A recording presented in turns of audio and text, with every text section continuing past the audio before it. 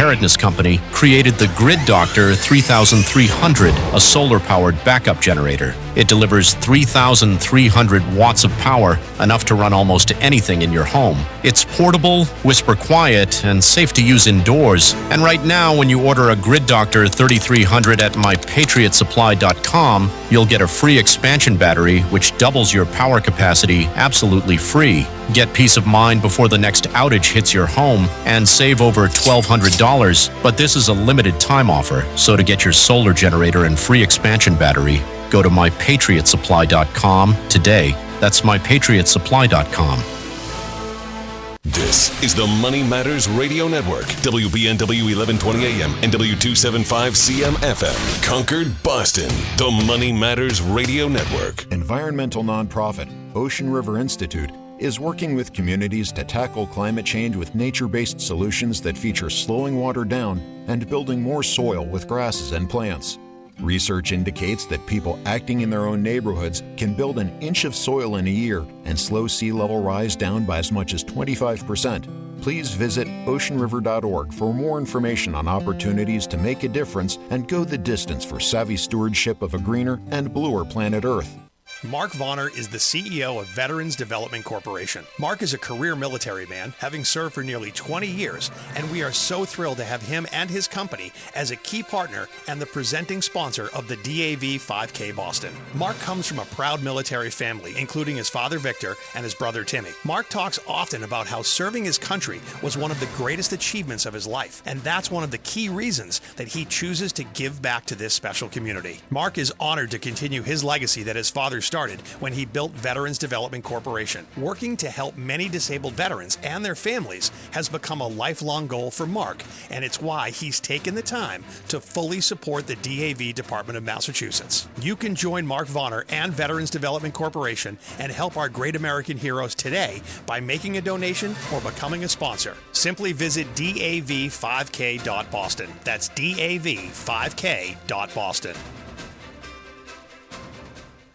Hey, listen, are you a 50-year-old person looking for term life insurance? Then you need to talk to Bob. Bob specializes in helping people find $1 million or more of term life insurance for a couple of $100 a month. Look, you need to know there's a price war in the term life insurance business, and you may be paying too much. Call Bob, and he'll shop and see how much money he can save you. Look, this could be the last term life insurance policy you ever have. Your rates are guaranteed for the next 20 years. That's right, guaranteed level rates for the next 20 years. And if you're a smoker or your health is not perfect, Bob has great rates for you too. So for $1 million of term life insurance coverage for a couple of $100 a month, call Bob right now. 800-965-7987. 800-965-7987. 800-965-7987. That's 800-965-7987. Paid for by Term Direct. Hi, this is Chuck and Mike from the Armstrong Advisory Group, and we've got a guide available this month titled Understanding Required Minimum Distributions. Mike, a lot of changes in the RMD landscape. When do people have to take RMDs from either IRAs or Roths? How old are you?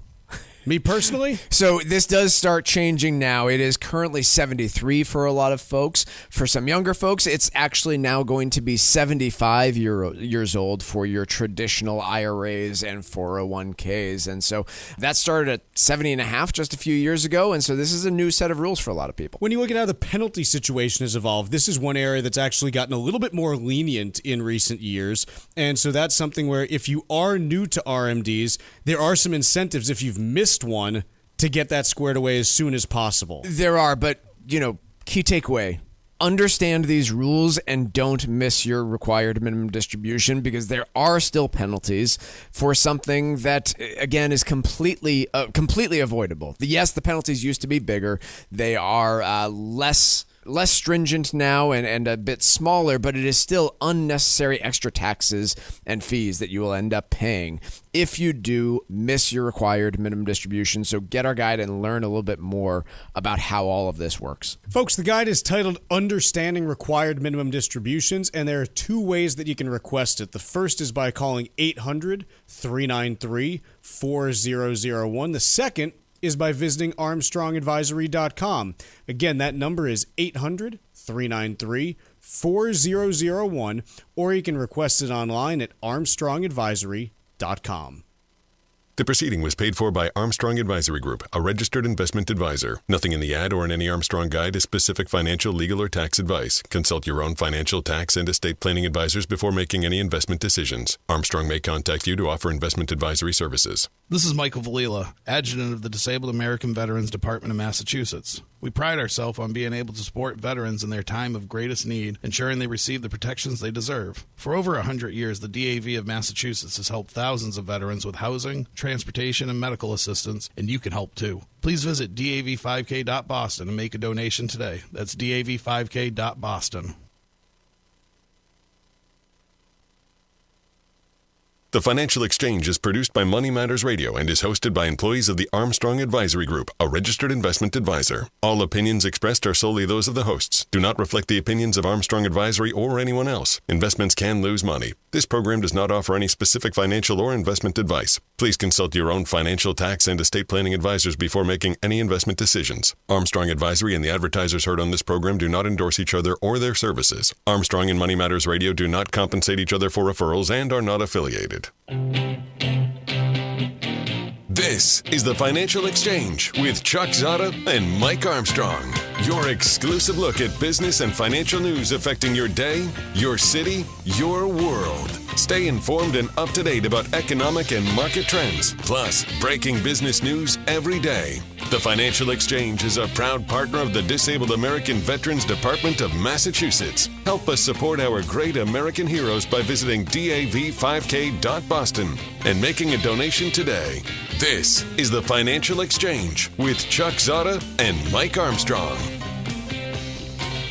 Chuck, Mike, and Tucker with you, and our top story today is the U.S. jobs market. And what exactly are we seeing there? We talked yesterday, look, we're not going to get a jobs report tomorrow. Right. That much we know. Hopefully we're able to get one in early November, but you never know how long the federal government's going to be shut down for. The last one that we saw in 2018 was 35 days, which if we end up going that route, means we're not going to be getting an October jobs report either. And was the 2012 the longest in history at 60 some odd days? I don't remember if it was the longest in history or longest in modern history, but certainly the longest I recall. I don't think we reached that long. We didn't in 2012? No. I could be wrong. The data I was looking at yesterday, we didn't have one in 2012. Oh. We had a 2013 one that was 16 days and a 95 one that was 21 days. Those are the only other ones aside from 78 at 17 days that was that long. But the 34-day one at the end of 2018 into early 2019 is the longest that I see on record. I'm happy to be corrected if that's wrong, but this is what I've seen to this point. So there's the possibility that we might go 2 months without a jobs report, in which case we have to start to rely more heavily on other sources, private sources that are not government-based. And what we've been seeing from those in the last couple of weeks has not been encouraging. Whether you look at the ADP numbers yesterday, where we saw, a negative print, not only, for yesterday, but a downward revision from ADP on the prior month as well, which now is slightly negative at a 2,000 job loss for the prior month. This compares to, 32,000 jobs lost according to ADP data for September. You also take a look at data that we get from Paychex. They have their small business jobs index that they run. That showed a decline of 0.31% for the month of September as well. You take a look at the data from Indeed on job postings, and that has shown a decline across the month of September. As well as the last kind of government data point that we got on jobs, which was the job openings report, which also showed a decline in both postings and hirings. And hirings and quits. So the data that we have that is, again, I always, you'll hear us say this on our show quite often, hey, don't pay too much attention to any one data point because it doesn't matter a ton and it can be skewed by, the way the survey's done this and that. When you have 3, 4, 5 data points that are all pointing in the same direction, it allows you to build confidence. It's kind of like if you're walking in a pitch black cave, and you're running your hand along the wall, and it goes from, really rough to smooth, you might be like, oh, like, am I inside a room now instead of just a cave? And then you take a step and the bottom falls out and you're like, no, I'm not in a room, like something just like dropped off, like it's a different kind of rock. But if you feel that smoothness and then you start to hear, the click of your heels on, a floor, you say, okay, like I'm in a room now, because your brain gathers more information. It's the same thing when we're looking at the economy. We're kind of in a dark room, like looking around, not looking, but feeling around. And you feel one thing and you're like, okay, like maybe that means something.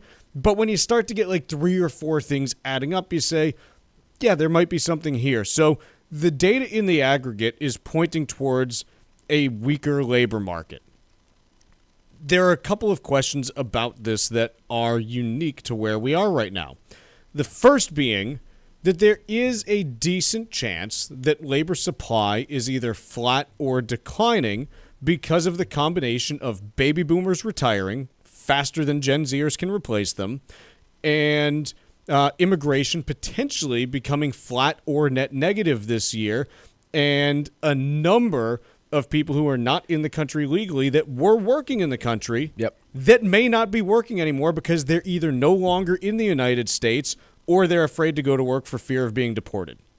Yeah, all of those things, I guess, counteract the trend line that we are seeing on the job hiring rate. But even with that effect, right, that side will affect the unemployment rate. It will help us define the tightness of the labor market. But what seems to be rather clear from the data is that regardless of how tight the unemployment situation is, we're not seeing growth in the number of people working. Correct. And that indicates, regardless of the tightness of the labor market, regardless of how many people are looking for work compared to a few years ago, it means that growth has slowed. Labor market growth. Yes. And this is where we get to the $34 trillion question, 34, which is, does this matter to the U.S. economy? And historically, the answer has been yes, because the vast majority of money spent in the U.S. has been earned through labor. If the number of people working is not growing and the number of dollars being paid to those people is not growing, the U.S. economy historically has not grown. It's basically how it works. The question about could it be different this time, and I know that we always hate like when that comes up, but I think this is one worth exploring, because I'm just asking, can it be different? Not, yes, it's different. The really interesting thing right now is twofold. So I guess it's two really interesting things. The first one, do we exist in a world right now where so many people in the United States are so lowly paid that their income is such a small share of overall income that even though they're really struggling right now, it doesn't register as a meaningful shift in the trajectory of the economy? We've covered plenty of metrics to prove this out, that half of the spending is coming from the top 10% of income earners, that the bottom half of American income earners are accounting for I don't remember the fraction there, but a very small portion of total spending. And so, okay, I could potentially buy that argument. Potentially, but ultimately, the shift that we've seen, I don't know that it's big enough to explain that in and of itself. Because this has been the case to a lesser degree for decades now, right? The 10% accounting for half of the spending, maybe they were accounting for 42% of spending a decade ago or 3 decades ago, but it wasn't like they were accounting for 10% of spending 3 decades ago. So, like, does the shift from, hey, they've gone from accounting for like 47 to 52% of the spending, does that matter? It matters. Does it matter enough to overcome a slowdown in the overall economy of this magnitude? I don't think so. I think it can explain some of it, but not all of it.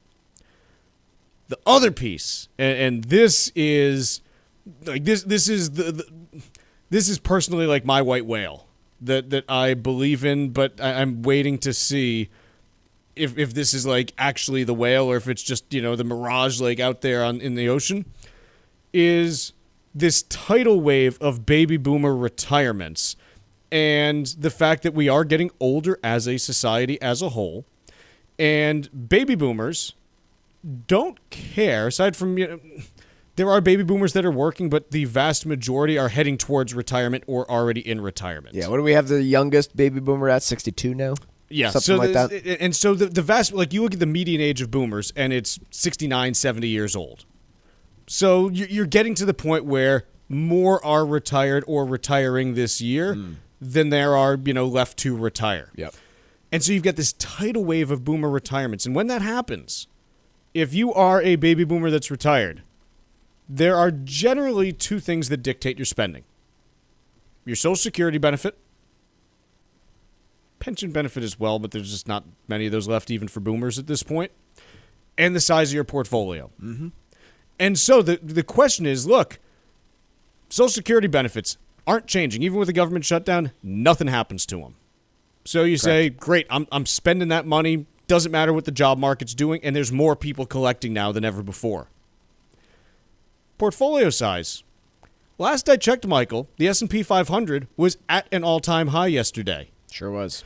Which means Baby Boomer Anonymous, opens up their portfolio and says, ooh, look, I got more money at the start of October. We're going to be buying some Christmas gifts this year. Like that's I don't know why that's what the average baby boomer sounds like, but no, that's accurate. Is. Yeah. And so the question that I think Happy Gilmore. Ooh, Happy got a new portfolio. So you look at this. Adam Sandler's technically Gen X. Yeah, he is. Early Gen X. Yeah. Not quite late boomer.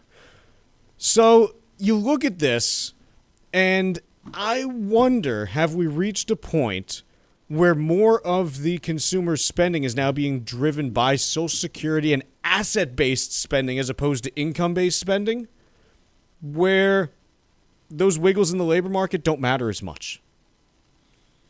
And the problem is we're not going to know for like 2 or 3 years.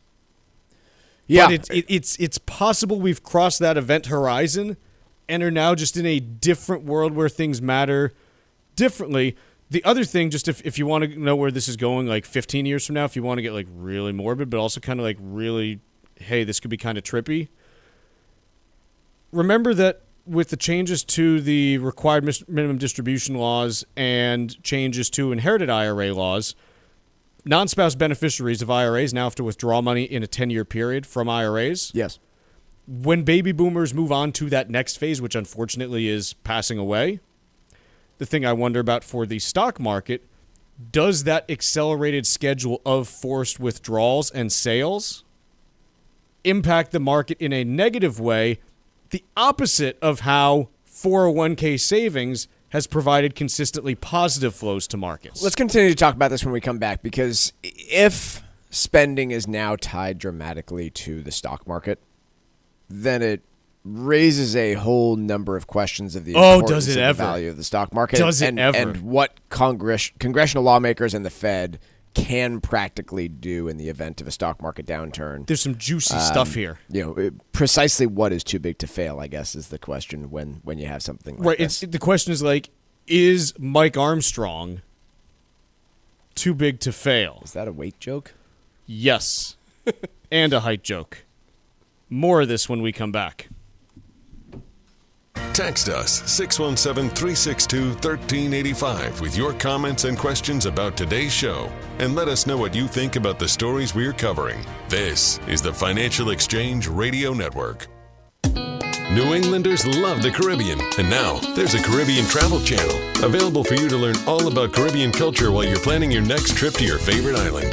The TravelShareIt.com marketplace is loaded with information about the arts, festivals, food, and music throughout the Caribbean, and is an interactive website featuring daily travel deals to any island of your choice. Book your next Caribbean vacation on the most comprehensive travel channel for the islands, TravelShareIt.com. That's TravelShareIt.com.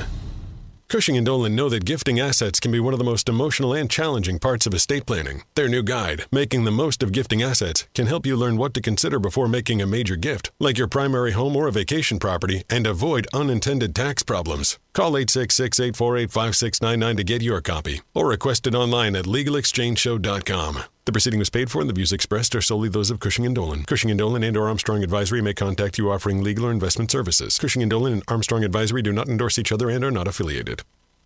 Hi, this is Mike Armstrong from the Armstrong Advisory Group. Turning 70 isn't just another birthday. It's when the clock starts ticking on your retirement withdrawals. At age 73 or at age 75 if you were born in 1960 or later, you need to start withdrawing money from your IRA. They're called required minimum distributions, and missing one can mean big penalties. Taking the RMDs at the wrong time can also spike your tax bill. Even the type of account matters, since your IRA and 401k follow different rules, which could get confusing fast. Our new guide is called Understanding Required Minimum Distributions. It breaks the process down in simple terms so you know when to start, how much to take, and ways to manage the tax impact. Request your copy today by calling 800-393-4001. That's 800-393-4001 or ArmstrongAdvisory.com. The proceeding was paid for by Armstrong Advisory Group, a registered investment advisor. Nothing in the ad or in any Armstrong guide is specific financial, legal, or tax advice. Consult your own financial, tax, and estate planning advisors before making any investment decisions. Armstrong may contact you to offer investment advisory services. The U.S. Virgin Islands aren't just stunning, they're thriving and continue to be one of the hottest spots for vacationers in the Caribbean. New cruise port upgrades, better air connections, and a sharper focus on cultural experiences are putting the islands back on the map for travelers seeking something special. St. Thomas is your cruise hub, known for duty-free shopping in the world-famous Megan's Bay. St. John is pure escape with national park hikes, secluded beaches, and tropical tranquility. St. Croix brings the history with colonial architecture, old sugar mills, and vibrant coral reefs. Visit one island or all three and get plenty of pampering, undisturbed nature, and a vibe like no other, all jammed into one vacation. With easy travel from New England, no passport required, and no money to exchange, paradise is closer than you think. This fall, plan your getaway and fall naturally in rhythm with the heartbeat of the islands in America's Caribbean. Visit USVI.com and book your trip today. That's visitusvi.com. Hey, listen, are you a 50-year-old person looking for term life insurance? Then you need to talk to Bob. Bob specializes in helping people find $1 million or more of term life insurance for a couple of $100 a month. Look, you need to know there's a price war in the term life insurance business, and you may be paying too much. Call Bob, and he'll shop and see how much money he can save you. Look, this could be the last term life insurance policy you ever have. Your rates are guaranteed for the next 20 years. That's right, guaranteed level rates for the next 20 years. And if you're a smoker or your health is not perfect, Bob has great rates for you too. So for $1 million of term life insurance coverage for a couple of $100 a month, call Bob right now. 800-965-7987. 800-965-7987. 800-965-7987. That's 800-965-7987. Paid for by Term Direct.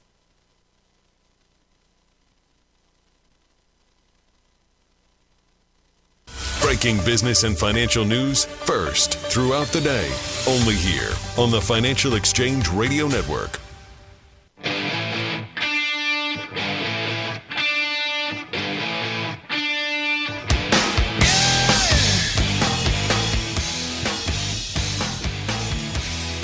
Towards the end of last segment, I raised the question about the United States consumer spending starting, like, is it starting to be driven more by asset prices as opposed to incomes because of demographics and things along those lines? I.e. the value of your home, crypto portfolio, and stock portfolio as opposed to your income coming in from your job. Yes. And Mike said that he wanted to talk more about that, so I'm going to let him talk more about that. Yeah, so look, if that is the case, I think most stock market investors would generally agree that the stock market doesn't always go up. I suppose that's an easy consideration to come to, or conclusion to come to. And so if spending, which drives 2/3, 3/4, how much of our economy is driven by consumer spending? Call it 2/3. 2/3 of our economy being driven by consumer spending is now all primarily tied to asset prices, and asset prices presumably fall off a cliff at some point. Doesn't need to be a 2008 type situation, but assume we go through a prolonged period of time where asset prices between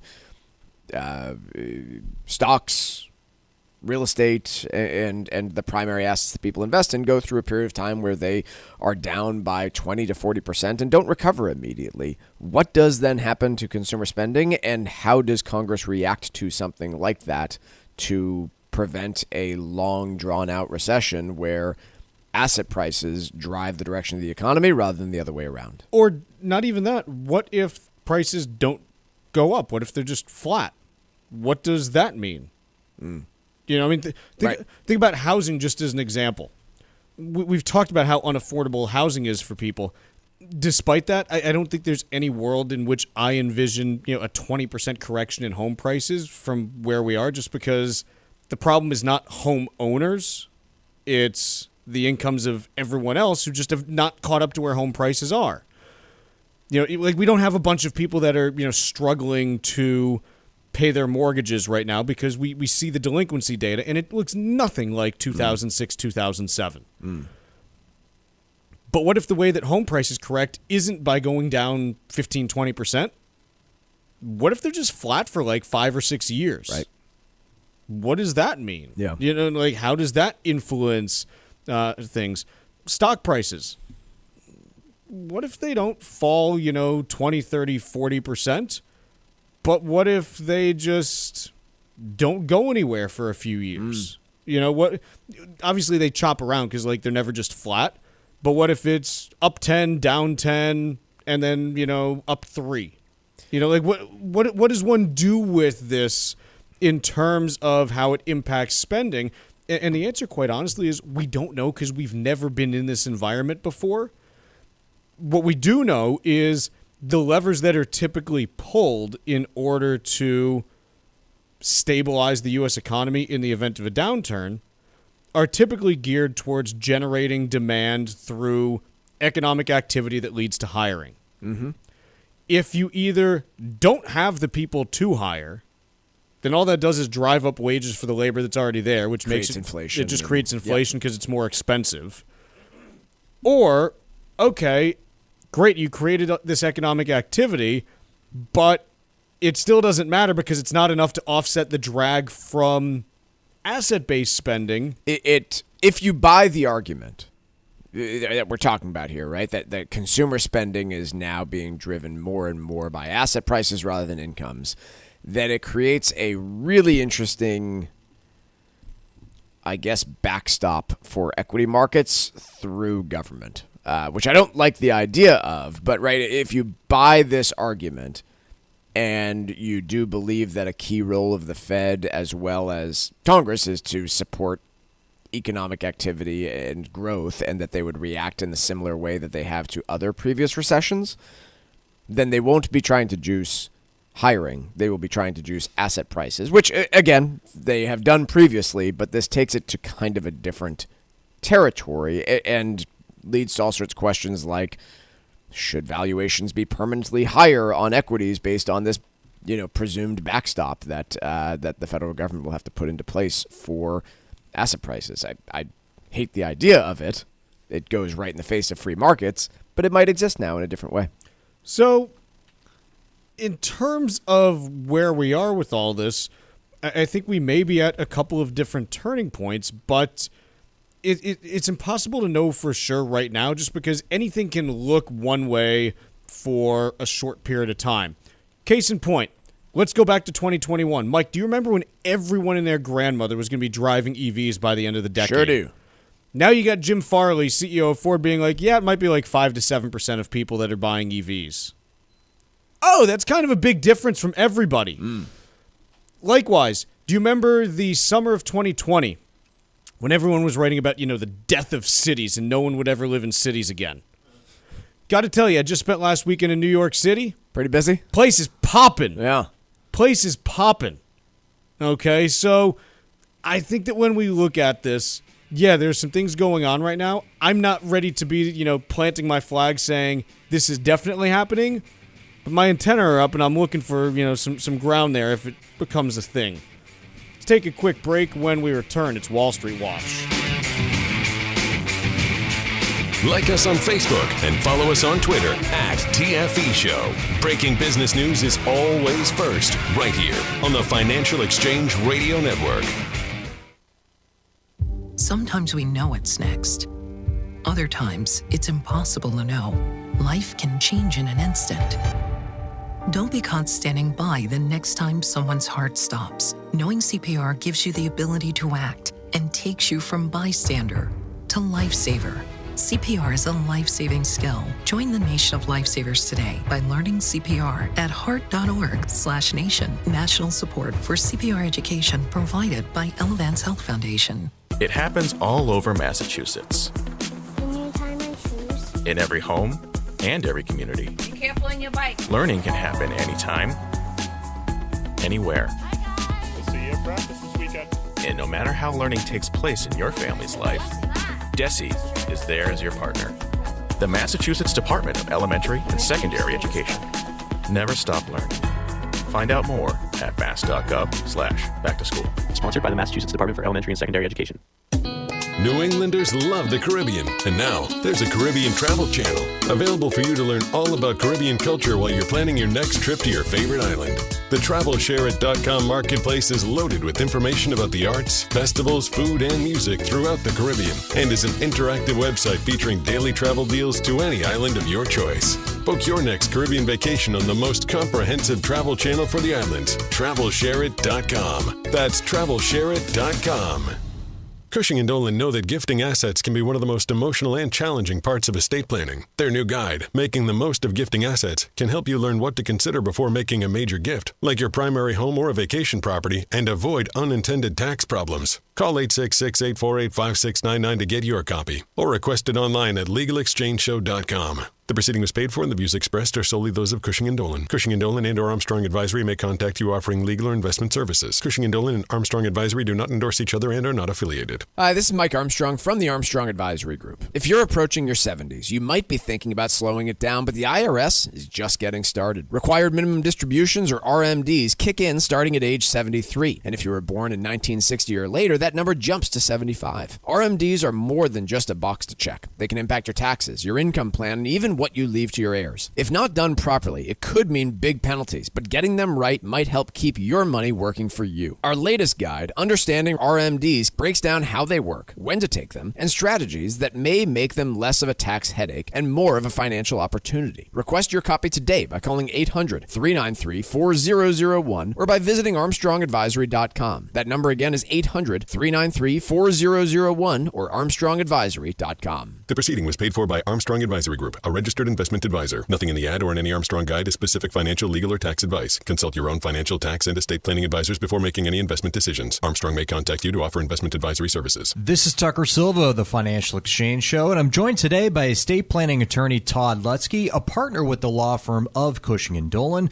with their master's in taxation. And today we're talking about the implications of gifting assets away. Todd, if you're trying to protect your assets from the cost of long-term care expenses, what are the risks in giving your assets to a child rather than transferring them to an irrevocable trust? Yeah, it's a very big difference, right? These irrevocable trusts that we do for Medicaid purposes, first and foremost, are incomplete gifts. So you're not actually making a gift at all when you put it into these trusts. But if you give it to a child, now you've made a completed gift. So, for example, if I gave away my house, and people do it, right? You are giving away the built-in gain in that house. You now don't have any control over the house. You can't sell it and buy another one if you want to move. You need the kid's permission for all of that. Plus, if you never sell it and you die, you've trapped the built-in gain for the kids. When they go to sell it, they're going to have to pay capital gains tax. Whereas if you keep it, you can control it, get a step-up in basis for the kids when they die, and still protect it from the nursing home through the trust. Either way, it's going to take 5 years. But gifting isn't always the answer. Educate yourself about the implications of gifting your assets away. Request your free copy of Todd's brand new guide called Making the Most of Gifting Assets right now by calling 866-848-5699. That's 866-848-5699. Or you can request a copy on their website, LegalExchangeShow.com. The proceeding was paid for and the views expressed are solely those of Cushing & Dolan. Cushing & Dolan and or Armstrong Advisory may contact you offering legal or investment services. Cushing & Armstrong do not endorse each other and are not affiliated.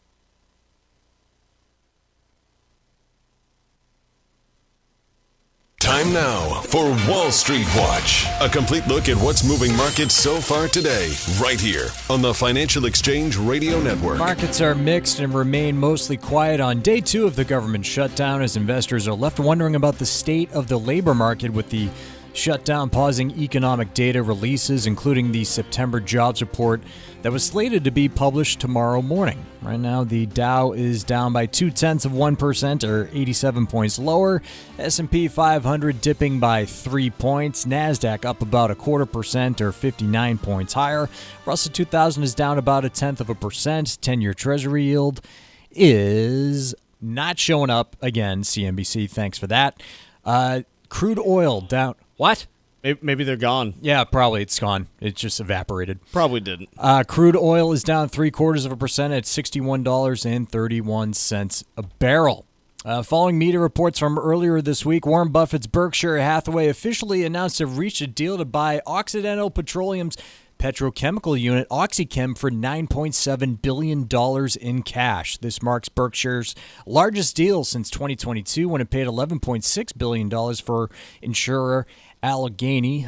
Berkshire stock is dipping while Oxy shares are down by 5%. Meanwhile, Tesla reported third quarter deliveries just north of 497,000 vehicles, above street expectations and 7% higher over the year prior. Deliveries in the period got a boost as some customers rushed to buy cars ahead of the expiration of a key federal tax credit. Tesla down by over 1% at the moment. Elsewhere, Fair Isaac shares are surging 23% after the credit analytics company unveiled a system that allows mortgage lenders to direct access to FICO scores, allowing resellers to bypass credit bureaus. TransUnion sinking 11%, while Equifax shares are down over 7% on that news. And after yesterday's near 9% leap, shares in Western Digital retreating modestly today, down about 1%. Nikkei reported, citing CEO Irving Tan, that the data storage company will invest $1 billion in Japan over the next half decade. I'm Tucker Silva, and that is Wall Street Watch. We got to talk a little bit about OpenAI. They are raising $6.6 billion through a stock sale. It's valuing the company at $500 billion. And here's basically where... I like $500 billion better. Fine. Here's basically, I think, where you have to land with OpenAI at this point. It's either going to be a company that is worth trillions of dollars, or it's not going to be worth anything. I don't think there's a middle ground for them. There's not really a middle ground, yeah. Because all that they do is AI, and it's either going to become overly commoditized, and they have no special edge there. Especially since their distribution partners are kind of like, hey, we're trying to move away from you. Wink, wink, Microsoft, Yep. So there's something there. Or they're going to come up with, this tremendous, AGI, thing that becomes, digitally smarter than all humans. Artificial general intelligence. Yeah, that becomes, smarter than all humans and wipes us out while becoming, the only company on the planet. I don't think there's much middle ground with them, and I don't say that about the other AI companies, because the other AI companies do things other than AI. Sure. Like Microsoft does, Meta does, Amazon does, NVIDIA Apple's not really... still, does. They existed prior to AI. There'll still be a market for all of that. And here's, just if you want to know the numbers on this, and this is from The Information that published this, in the first half of this year, OpenAI spent more money on marketing and equity options for its employees than it made in revenue. This is before you even get to the cost of actually AIing. Yeah. All of that concerns me. How different is that from giant companies today in their startup phase, right? If I think about giant tech companies who dominated in the early 2000s, such as Facebook, such as Uber, such as Google. Those are the ones that are still here. Yep. Yeah, dozens who are not. Agreed. And I'm not going to try and get into the business of who's going to be the winner here. But look, I mean, OpenAI has done some pretty impressive first mover type things, right? How many active users do they have on their platform, and how quickly did they get there? I know it was a heck of a lot faster than any other tech platform in history. But they're still not generating any money, any profit, and their revenue growth is fine, but like, not their revenue is basically like doubling year over year, which is nice. Yeah, but it's really tough to know what sort of competitive advantage they have. How much better are you at this than some new Chinese tech startup that created DeepSeek? How much better are you at this than Google? How much better are you at this than Microsoft and other companies who are trying to develop these tools that you can also run your platform on? And by the way, like no one wants to pay OpenAI for any of this. No. And this is before we even get to like some of the ethical stuff, which I'm going to get to in a minute. But Tucker, can you get the old time machine fired up for me? Stand by. We got to go way back now. We're doing about 25 years if you could. Wow. Yeah.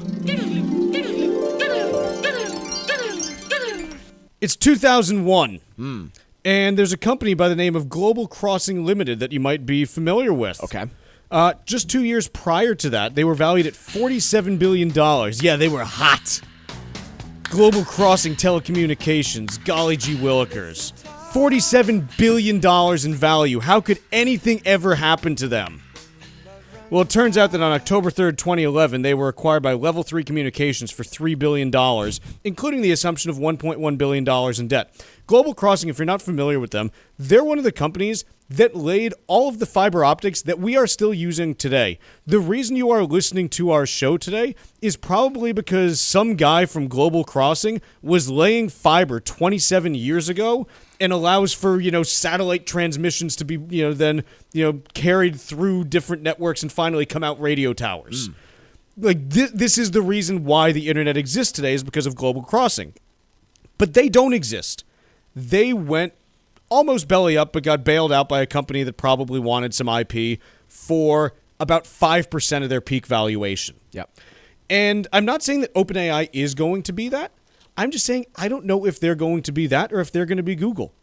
Because there is no middle ground for a company that's built just on one product like this, and specifically that's also focused on the actual build-out of stuff like Stargate, which is a huge amount of CapEx that, by the way, we might still be using 25 years from now, but maybe it's not OpenAI's, ownership anymore. Yeah, and there are other companies that fall into this similar category. I have to say, I think the comparison that you just made there is not so much different from the comparison that I've heard people make about NVIDIA. They are creating a lot of the physical infrastructure to run our newest technology on.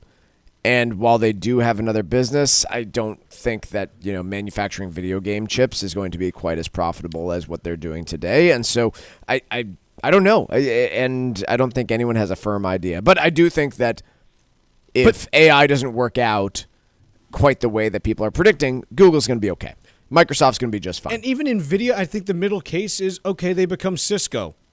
And they're fine. Like, they're still there, and they just, go along and start paying a dividend 10 years from now, and that's what they become, because their chips there might not be this huge explosion of growth that's needed for them, but they clearly make a very good product that's going to find its home somewhere, and maybe it's just the margins come down, there's more competition, because, oh, by the way, did you see earlier this week, Microsoft says, yeah, we want to build our own chips in-house, we don't want to be paying premium prices forever.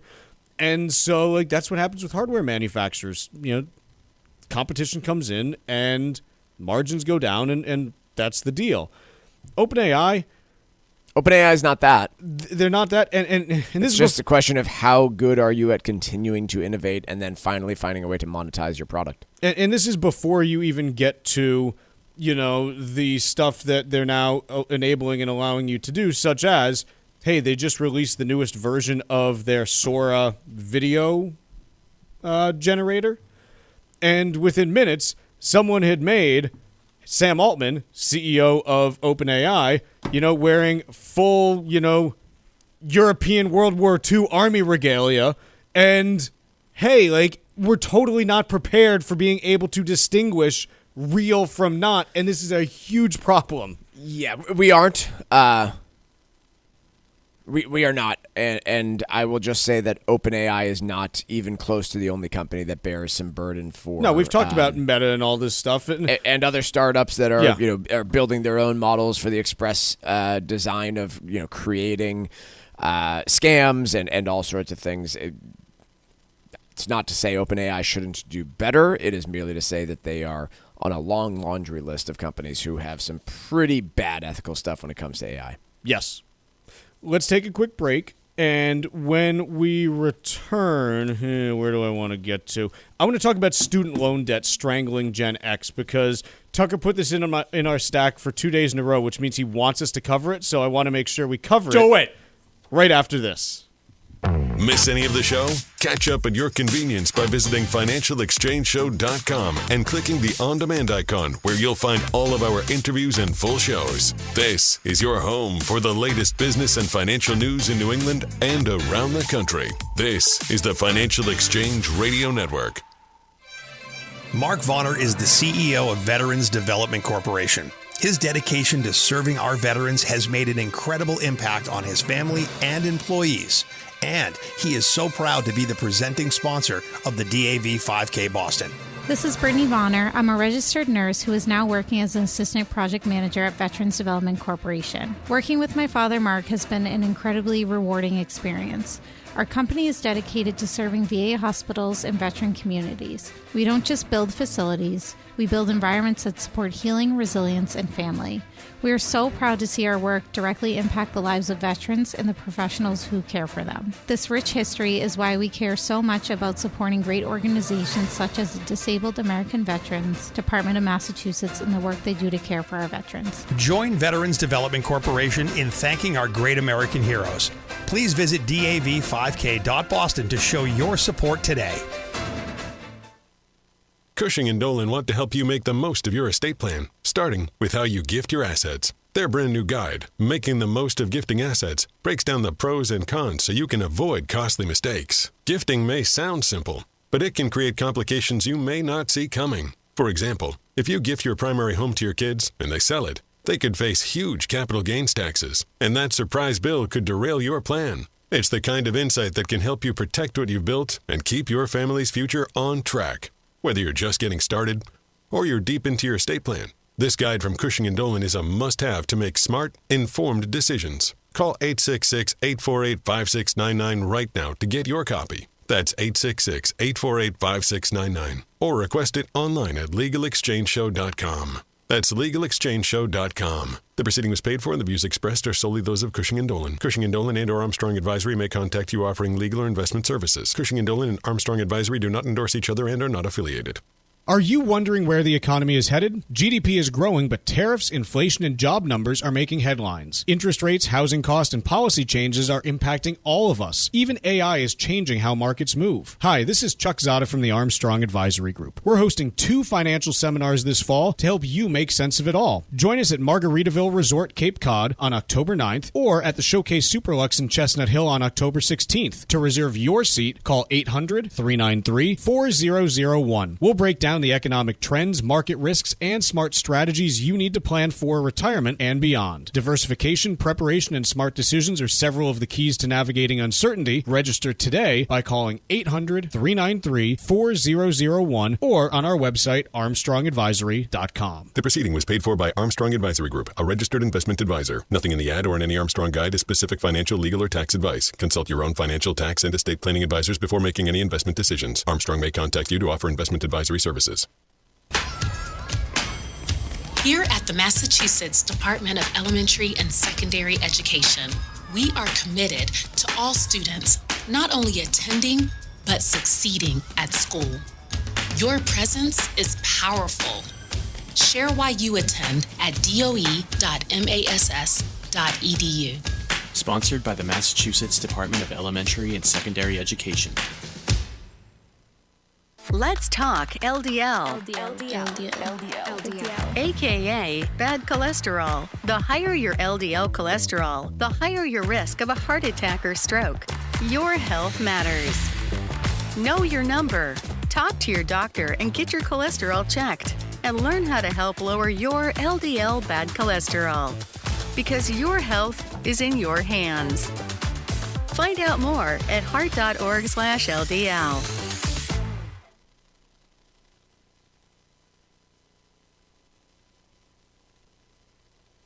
The Financial Exchange streams live on YouTube. Like our page and stay up to date on breaking business news all morning long. This is the Financial Exchange Radio Network.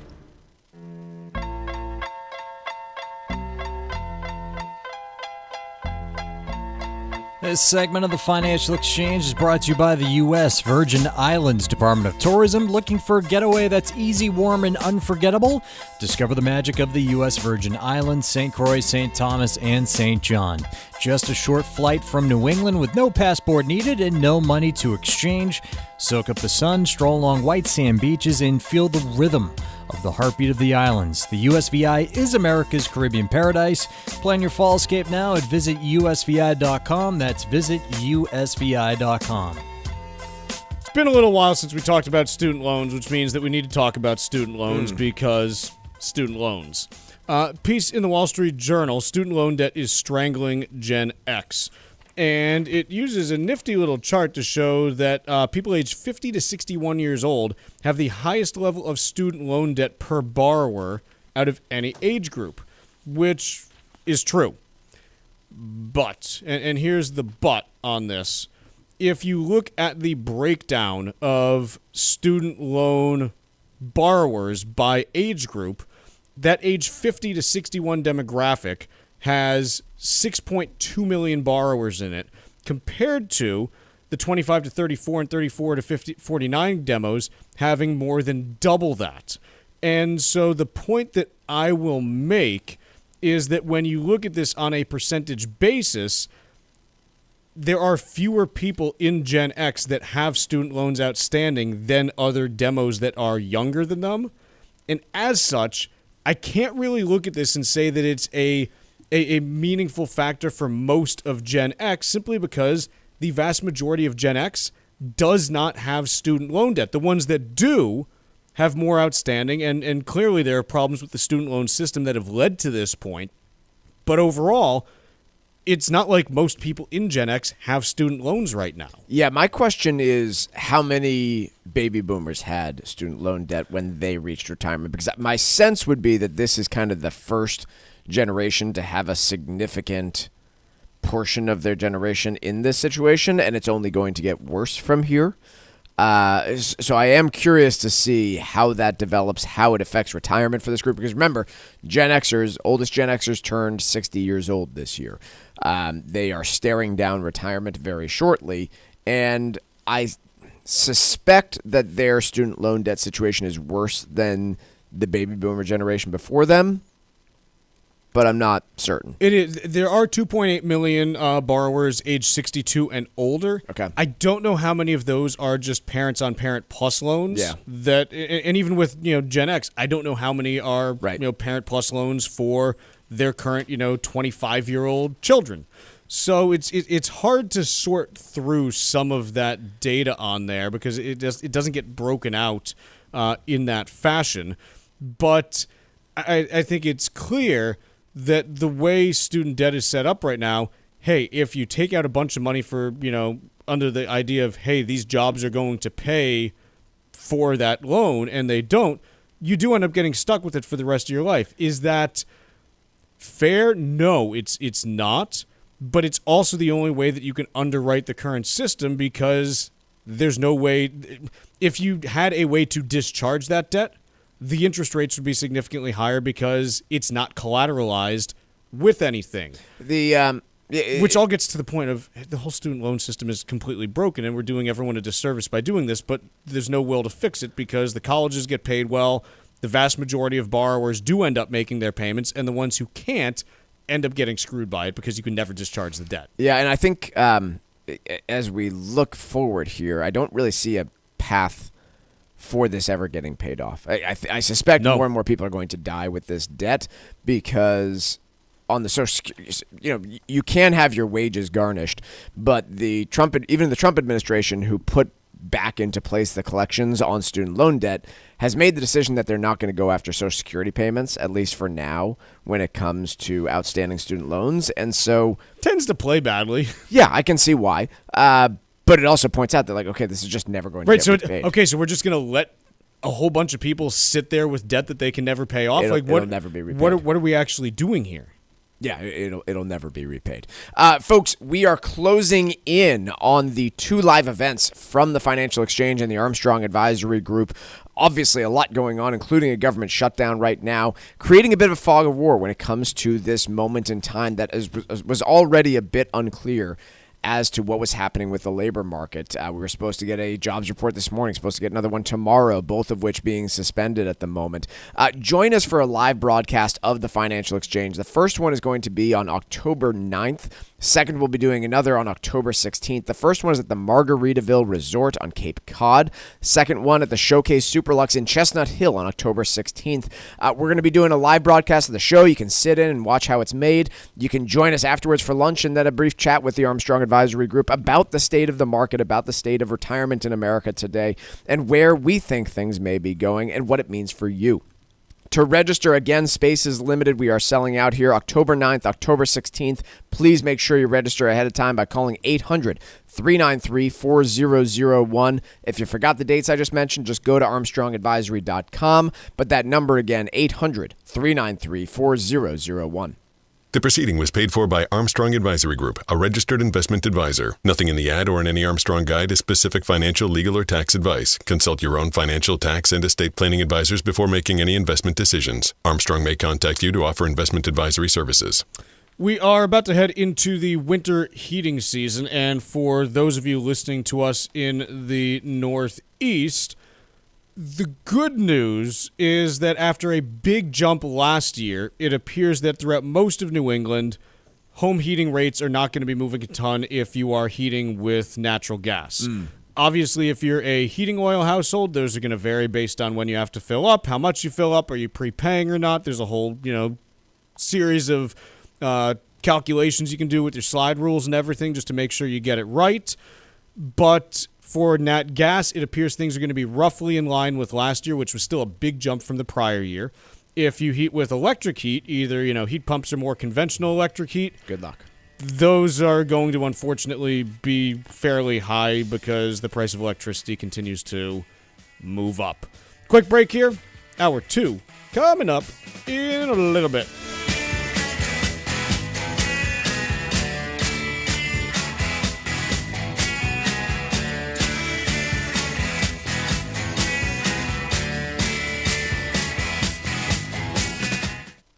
Are you over the age of 50? Want peace of mind and financial security for your family? Here's an important message to you from Senior Care USA.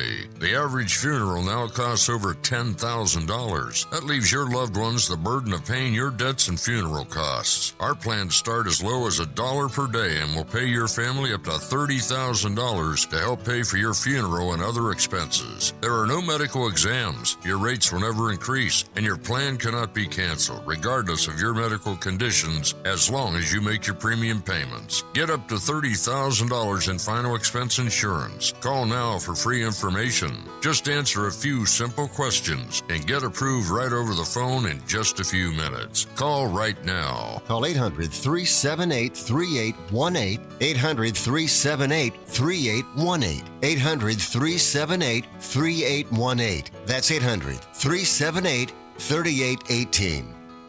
Did you outgrow your timeshare and now you want out? But you can't. You can't sell it, and you can't get out of the contract. Imagine trying to get out of your mortgage. That's what a timeshare is. You can't just call up the bank and say, I don't want to pay it anymore. But we may be able to help you do just that. Listen, a timeshare maybe for you once was a great thing, but now you don't use it much. And they are not easy to get rid of. Plus, you do have to pay for it every month. Qualified timeshare owners can get out of their contract legally and permanently without ruining your credit or even filing bankruptcy. And imagine, no more mortgage payment or fees. Call the Timeshare Exit Hotline Qualification education line now. It's free to learn more. 800-455-7967. 800-455-7967. 800-455-7967. That's 800-455-7967. Paid for by Timeshare Defense.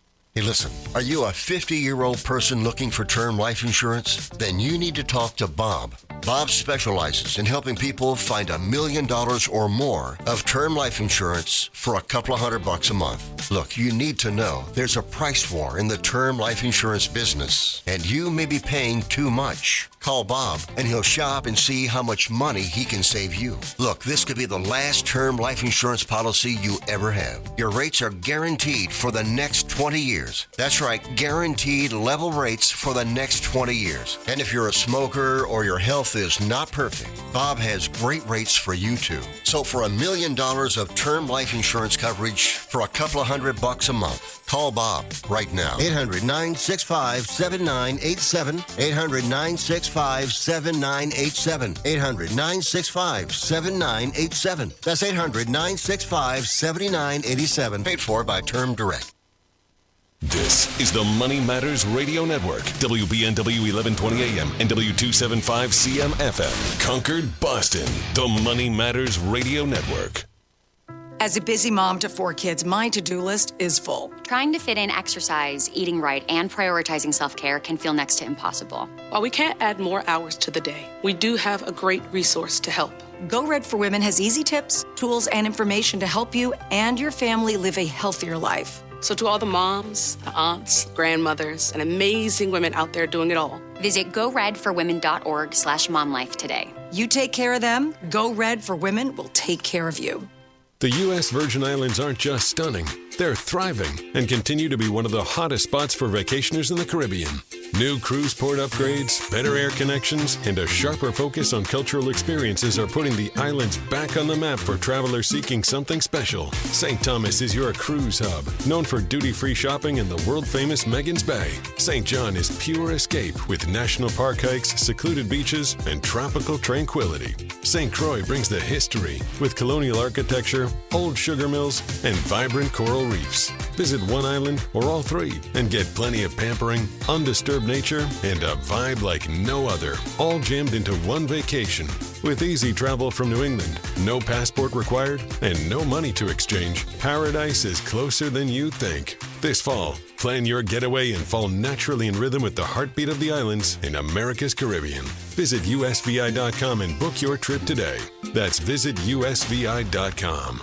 Mark Vonner is the CEO of Veterans Development Corporation. Mark is a career military man, having served for nearly 20 years, and we are so thrilled to have him and his company as a key partner and the presenting sponsor of the DAV 5K Boston. Mark comes from a proud military family, including his father Victor and his brother Timmy. Mark talks often about how serving his country was one of the greatest achievements of his life, and that's one of the key reasons that he chooses to give back to this special community. Mark is honored to continue his legacy that his father started when he built Veterans Development Corporation. Working to help many disabled veterans and their families has become a lifelong goal for Mark, and it's why he's taken the time to fully support the DAV Department of Massachusetts. You can join Mark Vonner and Veterans Development Corporation and help our great American heroes today by making a donation or becoming a sponsor. Simply visit dav5k.boston. That's dav5k.boston.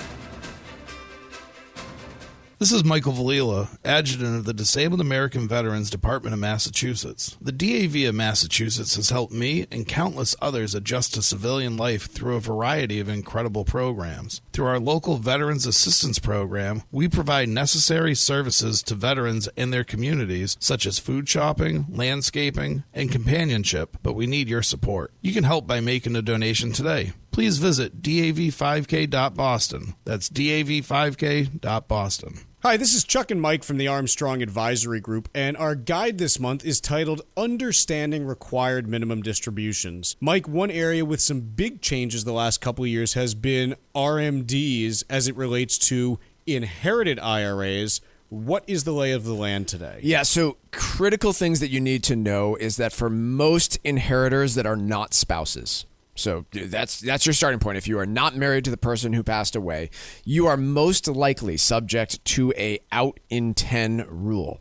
What has also changed is that you're required to satisfy two different rules for most folks. Again, you are required to empty that inherited IRA within a decade. You also have annual required minimum distributions based on life expectancy. So it is really complicated now for inheritors. How does that potentially influence how a parent may leave assets to surviving children in terms of taking their incomes into account? Yeah, well, I mean, look, it is going to concentrate this additional income in a decade time period after you're gone. And so it adds a little bit of complexity in terms of that estate planning, right? Maybe I've got two kids. One's a very high income earner. One is a little bit lower. Do I potentially reshape my beneficiaries so that they both receive the same amount, maybe after taxes? A lot of complex planning you can do there. The guide this month is titled Understanding Required Minimum Distributions. The two ways that you can request it are by calling 800-393-4001 or by visiting armstrongadvisory.com. Again, that number is 800-393-4001, or you can request it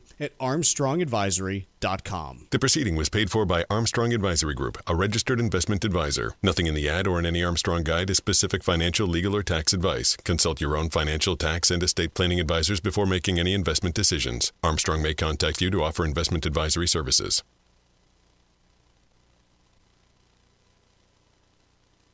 The Financial Exchange is produced by Money Matters Radio and is hosted by employees of the Armstrong Advisory Group, a registered investment advisor. All opinions expressed are solely those of the hosts, do not reflect the opinions of Armstrong Advisory or anyone else. Investments can lose money. This program does not offer any specific financial or investment advice. Please consult your own financial, tax, and estate planning advisors before making any investment decisions. Armstrong Advisory and the advertisers heard on this program do not endorse each other or their services. Armstrong and Money Matters Radio do not compensate each other for referrals and are not affiliated. This is the Financial Exchange with Chuck Zodda and Mike Armstrong. Your exclusive look at business and financial news affecting your day, your city, your world. Stay informed and up to date about economic and market trends, plus breaking business news every day. The Financial Exchange is a proud partner of the Disabled American Veterans Department of Massachusetts. Help us support our great American heroes by visiting dav5k.boston and making a donation today. This is the Financial Exchange with Chuck Zodda and Mike Armstrong.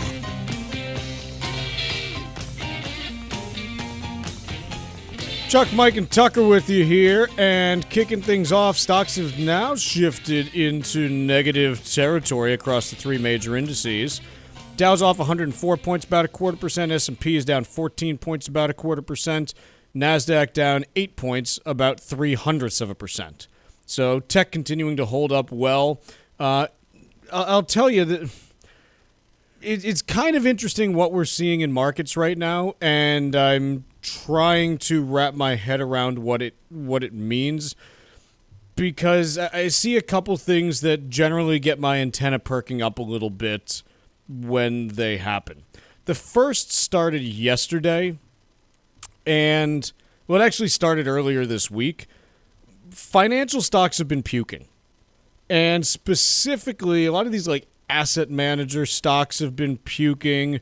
But it even spilled over into just like your broader banks yesterday, and you know, lenders like Capital One, and I'm just trying to make heads or tails of this, because when I see financials down and the rest of the market is ripping, it kind of makes me look at things and be like, what's happening here? Like, what do they know that we don't?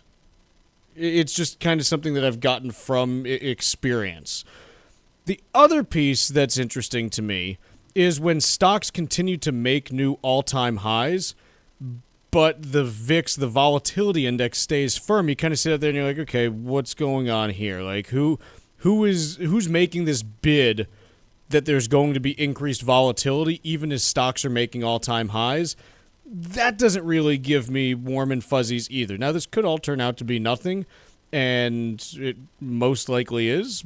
But it's just like a couple things where you look at and you're like, that's not really the kind of behavior that you love to see. No. And so, you know, we'll see what we get there.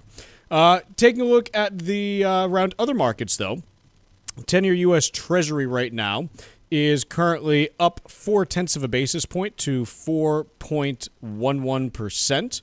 When we go and start digging through commodity markets, oil continuing to fall, down 79 cents a barrel to $60.99 on West Texas Intermediate. Gas prices, AAA national average, haven't checked in a while because they haven't been moving. They still have not been moving. We're at 3.15 and 9/10. We've been between 3.10 and 3.20 for almost this entire year. Gas prices just have not budged this year. They are still down from last year, but not by as much now, because this time last year we were at 3.19. So we've pretty much been in this range for about a full year now after prices came down mid to late summer last year. We've been sitting 3.10 to 3.20 a gallon nationally, and that's kind of what it suggests we're going to be at going forward. Gold down $35 an ounce to $38.62.50. I guess even gold has to take a break sometime from making new all-time highs, so it's going to do that along with stocks today, and we'll see how that continues as we go through the day. Mike, last week we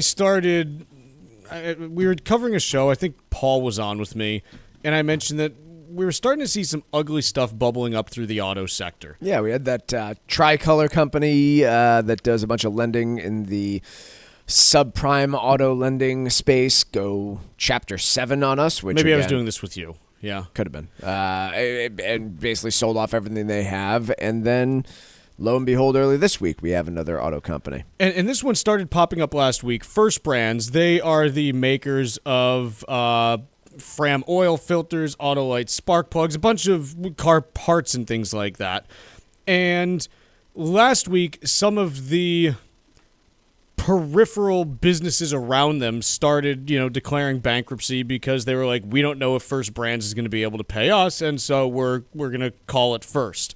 First Brands on Sunday declared bankruptcy themselves. And it's not anything where you look at this and say, okay, like this in and of itself is the problem, because First Brands has about $12 billion in debt, which is big, but nothing like crazy. But it's the combination of that with Tricolor going under, and you had CarMax report some really bad earnings last week. You've got Ford saying, hey, we need to start going down market with our lending standards on F-150s. And I made a comment last week that like something stinks in the auto sector. I don't know like how big it is or what it means, but something stinks there. And I want to dig in more on this First Brands item, because the big thing with First Brands is they took a page right out of the freaking Lehman Brothers handbook. I got to tell you, whenever I see this stuff, I keep coming back to it. There's only two things that blow you up in finance. And it's the same things every time. It's securitization and leverage. And usually it's the leverage that ends up blowing you up, because if you just securitize things that aren't levered, you're fine. But no one wants to do that because all the money's made with the leverage, and so people are like, borrow other people's money to make it more valuable. Exactly. So Lehman Brothers, back in the run-up to the financial crisis, before they went belly up, they used a program called Repo 105. And Repo 105 was a fancy way of saying, hey, we're going to sign a short-term repurchase agreement where we sell off a bunch of assets, in this case, money that like things that we've lent, and we're going to take cash from this, and it makes our books look better because it doesn't look like we have a bunch of non-performing loans on our books. It looks like we've got a bunch of cash on our books. And Lehman would do this at the end of quarters in order to make their books look better. And lo and behold, this is basically what First Brands was doing with a bunch of off-balance sheet loans that they'd have. They just kind of like cycle through and, we'll sell this one off for a little bit and take cash back so we can borrow more. And this is how a company that, by the way, was not, as big, anywhere near as big as the amount of debt that they had outstanding, ended up like taking on $900 million in annual debt servicing costs on $5 billion in revenue. So I agree that this spells some ugly stuff for the auto sector as a whole. They're already struggling with real business issues such as tariffs and lack of demand for the types of cars that they were building, a consumer that has weakened, a number of auto loans that were connected to people who were already not in good shape, some of whom were recently deported, all sorts of issues that are coming to the forefront here for the auto industry. My question that I asked early on in this, because on Monday, we didn't really know how much actual debt was out there, and we seem to have a bit more clarity. The estimates that were out there on Monday were somewhere between 10 and 40 billion without a real knowledge of where that was. We think it's 12 now. We think it's 12 now, which is... We're still not sure. Yeah, less of an issue. My question at the time was, is this some sort of spark that you could have in the auto sector where the lenders here, and you spoke about financials being under pressure, start to take a good hard look at their books of private credit that's out there? And that's to me the more important question, because somebody's still going to make spark plugs at the end of the day. If this company has to go through bankruptcy and sell off assets, somebody's still going to manufacture that stuff. I'm pretty sure we still want to buy them. If a bunch of financiers start to realize that they are way overextended on the loans that they have been making, then you start to have questions about not just the auto sector, I guess would be my point. So this is basically where my head went over the last few days when I said, okay, so you got these problems showing up in the auto sector, and now financials, and in particular, like when we look at financials, there are all kinds of different companies that get classified as financials. You've got banks, you've got payment services, you've got asset managers, you've got insurance companies, you've got financial data providers. When you look at what is getting bludgeoned over the last, they call it week or two, the ones that are getting hit hardest are the asset managers, specifically in that private space. Think your KKRs of the world, your Apollo Global Management, Blackstone, Blue Owl. Those are the names where you're sitting there being like, ew, why are you off like 15%? Like what gives? Like what's happening? And so the place that this is going to come to a head, in my opinion, is in that private credit space, because nobody has any idea what anyone else has borrowed and owes to anyone else, because I'm sure that First Brands was not the only company using these kinds of arrangements. Correct. And now everyone's out there looking at the loans they've made, and they're like, well, what do we think this is worth? Because if this company actually has the same problems that First Brands did, then gosh, like this doesn't really look like a performing loan anymore. And so I got to tell you, the scale, probably smaller, but we don't know because no one knows how big the private credit industry actually is. Like the estimates that I've seen are anywhere between $1.5 trillion and $4 trillion. That's a big range for how big private credit could be. Yeah. The main thing we do know is that it makes up a boatload more of the total debt out there that's below investment grade than it did back in the early 2000s. Which also means that debt is not on public markets, so it does not get traded daily, and you don't know how much it's actually worth according to the market. You can't market to market. Let's take a quick break. When we come back, we're going to be joined by Luke Kawa from Sherwood News. We're also going to talk more about this. I'm sure Luke can talk a little bit about it as well. But let's take a quick break, and then Luke joins us right after this. The Financial Exchange is now available every day from 11 to noon on SiriusXM's Business Radio Channel 132. Stay informed about the latest from Wall Street, fiscal policy, and breaking business news every day. The Financial Exchange is live on SiriusXM's Business Radio Channel 132. This is the Financial Exchange Radio Network. The U.S. Virgin Islands aren't just stunning, they're thriving and continue to be one of the hottest spots for vacationers in the Caribbean. New cruise port upgrades, better air connections, and a sharper focus on cultural experiences are putting the islands back on the map for travelers seeking something special. St. Thomas is your cruise hub, known for duty-free shopping in the world-famous Megan's Bay. St. John is pure escape with national park hikes, secluded beaches, and tropical tranquility. St. Croix brings the history with colonial architecture, old sugar mills, and vibrant coral reefs. Visit one island or all three and get plenty of pampering, undisturbed nature, and a vibe like no other, all jammed into one vacation. With easy travel from New England, no passport required, and no money to exchange, paradise is closer than you think. This fall, plan your getaway and fall naturally in rhythm with the heartbeat of the islands in America's Caribbean. Visit usvi.com and book your trip today. That's visitusvi.com. Hi, this is Mike Armstrong from the Armstrong Advisory Group. Turning 70 isn't just another birthday. It's when the clock starts ticking on your retirement withdrawals. At age 73 or at age 75 if you were born in 1960 or later, you need to start withdrawing money from your IRA. They're called required minimum distributions, and missing one can mean big penalties. Taking the RMDs at the wrong time can also spike your tax bill. Even the type of account matters, since your IRA and 401k follow different rules, which could get confusing fast. Our new guide is called Understanding Required Minimum Distributions. It breaks the process down in simple terms so you know when to start, how much to take, and ways to manage the tax impact. Request your copy today by calling 800-393-4001. That's 800-393-4001 or ArmstrongAdvisory.com. The proceeding was paid for by Armstrong Advisory Group, a registered investment advisor. Nothing in the ad or in any Armstrong guide is specific financial, legal, or tax advice. Consult your own financial, tax, and estate planning advisors before making any investment decisions. Armstrong may contact you to offer investment advisory services.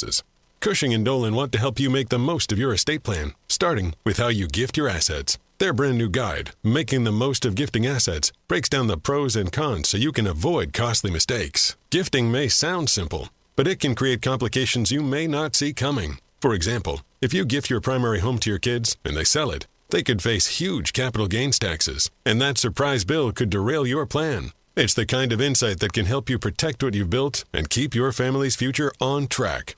Whether you're just getting started or you're deep into your estate plan, this guide from Cushing & Dolan is a must-have to make smart, informed decisions. Call 866-848-5699 right now to get your copy. That's 866-848-5699. Or request it online at LegalExchangeShow.com. That's LegalExchangeShow.com. The proceeding was paid for, and the views expressed are solely those of Cushing & Dolan. Cushing & Dolan and/or Armstrong Advisory may contact you offering legal or investment services. Cushing & Dolan and Armstrong Advisory do not endorse each other and are not affiliated.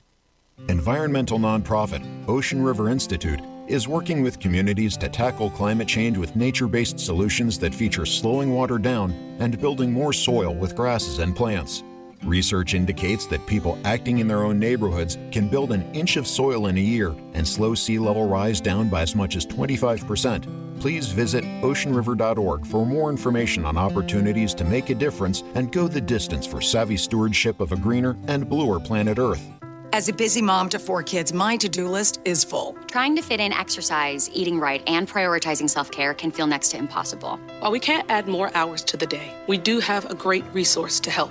Go Red for Women has easy tips, tools, and information to help you and your family live a healthier life. So to all the moms, the aunts, the grandmothers, and amazing women out there doing it all, visit goredforwomen.org/momlife today. You take care of them, Go Red for Women will take care of you.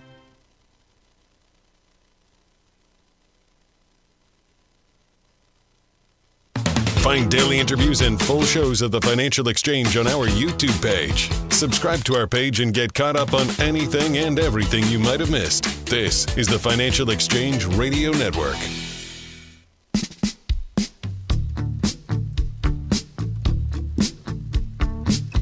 All right, as promised, we're joined now by Luke Kawa from Sherwood News, here to take us through what's going on in markets. Luke, how you doing today?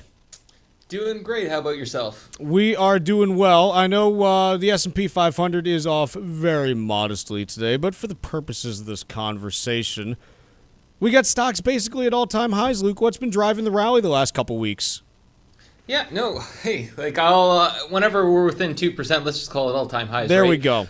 Yeah, I'm on board with that. I think a lot of the rally in the past few weeks, well, you can't ignore the AI part of the story. It seems like we don't get effectively a day or a week that goes by without a 1 to 10 to 300 billion dollar announcement related to just the continued build out that's expected to play out over the coming months, years, and half decade, supposedly, if all goes according to plan. So I think that is a kind of a big source of shoring up confidence, and at the very least, the bottom line outlook for a lot of these companies that are very heavily invested in the theme for the next year.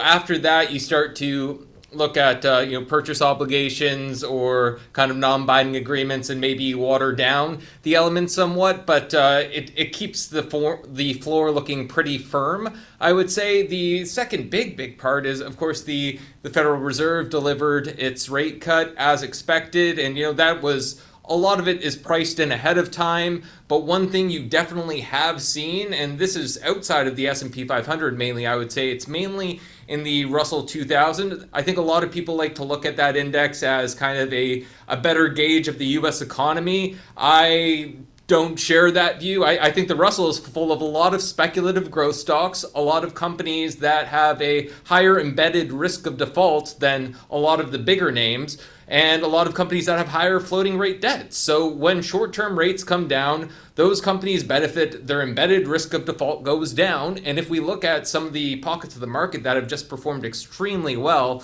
quantum computing, you've seen satellite companies, these kind of names go absolutely gangbusters. And that's, associated with, I would say, a kind of renewed bout of speculation and willingness to buy into these companies' long-term growth potential. Luke, when we look at the S&P 500, one of the things that we have seen is a clear divergence between anything AI related as far as the earnings projections and the rest of the S&P. What about looking at the rest of the S&P 500 as the proxy for the U.S. economy? Because when you look there, it does seem like we're seeing some kind of nasty things when you strip out those AI companies from the S&P 500. I would say less nasty, and then I think you'd have to do a kind of further division within that between the cyclical parts of the market and the kind of more defensive pockets of the market. I would say the more defensive pockets of the market also look to be the ones that are showing worse earnings trends, or at least the least supportive earnings trends, and kind of the areas like staples, healthcare, et cetera, the things you're going to need no matter what, no matter how good or bad the economy is. Those have been, I would say, the most underwhelming parts of the stock market. And on the other hand, you have seen financials had a pretty darn good past earnings season. We'll see what this one brings, but you've even seen equal rate retail do pretty darn well, which is if you had told me in early April that equal weight retail would be doing as well as it has, I would have said tariffs would have completely gone away.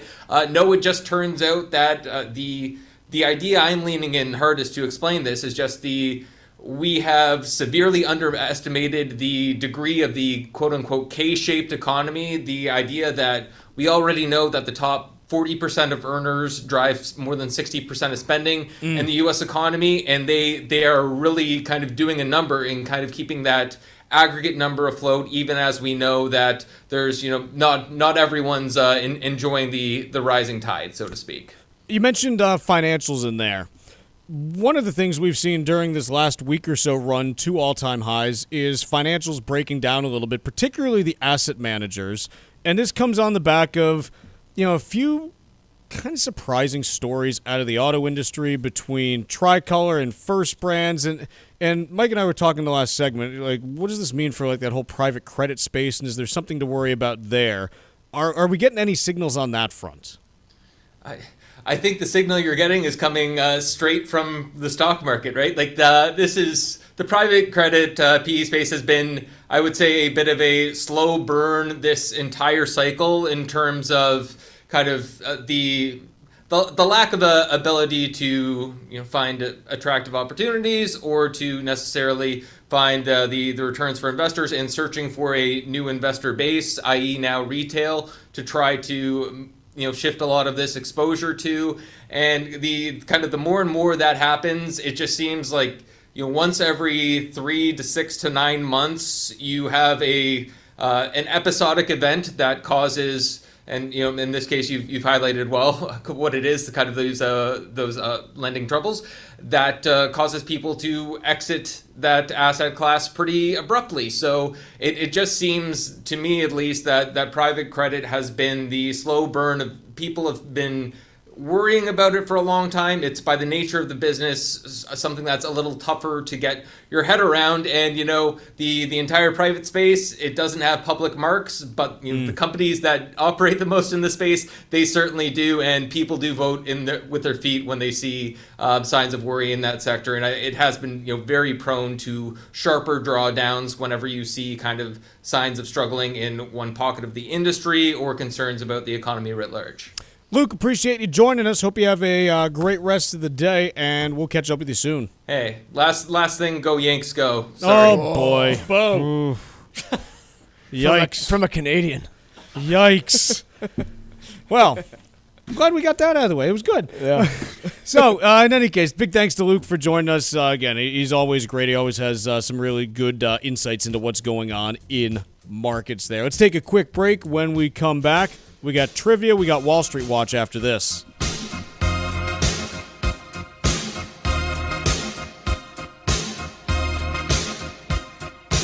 Bringing the latest financial news straight to your radio every day. It's the Financial Exchange on the Financial Exchange Radio Network. Hi, this is Mike Armstrong from the Armstrong Advisory Group. If you're approaching your 70s, you might be thinking about slowing it down, but the IRS is just getting started. Required minimum distributions, or RMDs, kick in starting at age 73. And if you were born in 1960 or later, that number jumps to 75. RMDs are more than just a box to check. They can impact your taxes, your income plan, and even what you leave to your heirs. If not done properly, it could mean big penalties, but getting them right might help keep your money working for you. Our latest guide, Understanding RMDs, breaks down how they work, when to take them, and strategies that may make them less of a tax headache and more of a financial opportunity. Request your copy today by calling 800-393-4001 or by visiting armstrongadvisory.com. That number again is 800-393-4001 or armstrongadvisory.com. The proceeding was paid for by Armstrong Advisory Group, a registered investment advisor. Nothing in the ad or in any Armstrong guide is specific financial, legal, or tax advice. Consult your own financial, tax, and estate planning advisors before making any investment decisions. Armstrong may contact you to offer investment advisory services. The U.S. Virgin Islands aren't just stunning, they're thriving and continue to be one of the hottest spots for vacationers in the Caribbean. New cruise port upgrades, better air connections, and a sharper focus on cultural experiences are putting the islands back on the map for travelers seeking something special. St. Thomas is your cruise hub, known for duty-free shopping in the world-famous Megan's Bay. St. John is pure escape with national park hikes, secluded beaches, and tropical tranquility. St. Croix brings the history with colonial architecture, old sugar mills, and vibrant coral reefs. Visit one island or all three and get plenty of pampering, undisturbed nature, and a vibe like no other, all jammed into one vacation. With easy travel from New England, no passport required, and no money to exchange, paradise is closer than you think. This fall, plan your getaway and fall naturally in rhythm with the heartbeat of the islands in America's Caribbean. Visit usvi.com and book your trip today. That's visitusvi.com. Mark Vonner is the CEO of Veterans Development Corporation. Mark is a career military man, having served nearly 20 years, and we are so proud to have him and his business as a key partner and a presenting sponsor of the DAV 5K Boston. The DAV Department of Massachusetts does incredible work, and it's one of the first organizations that Mark became familiar with after his military service ended back in 1984. As Mark built his company, he knew he'd be giving back to fellow veterans who needed jobs, support services, medical supplies, and so much more. Mark works with disabled veterans every day, and it's one of the key reasons why he's such a big supporter of Dan Stack, the DAV Department of Massachusetts, and the DAV 5K Boston. You can join Mark Vonner and his team and make a donation to the DAV Department of Massachusetts or become a sponsor of the DAV 5K Boston. Simply visit dav5k.boston. That's dav5k.boston.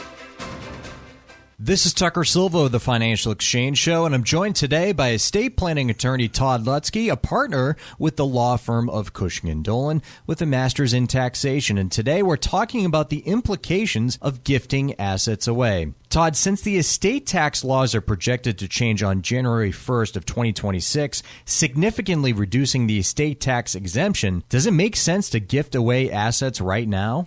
You know, it's a big question mark. You have to think of a few things. One, look at the size of your estate. If the exemption falls to $7 million, each and you're married, you can still die with $14 million of assets and not have an estate tax. So gifting might not be important from a federal gift tax situation. But the state exemption is only $2 million, so you can only shelter $4 million. So you might want to gift to reduce your state estate tax.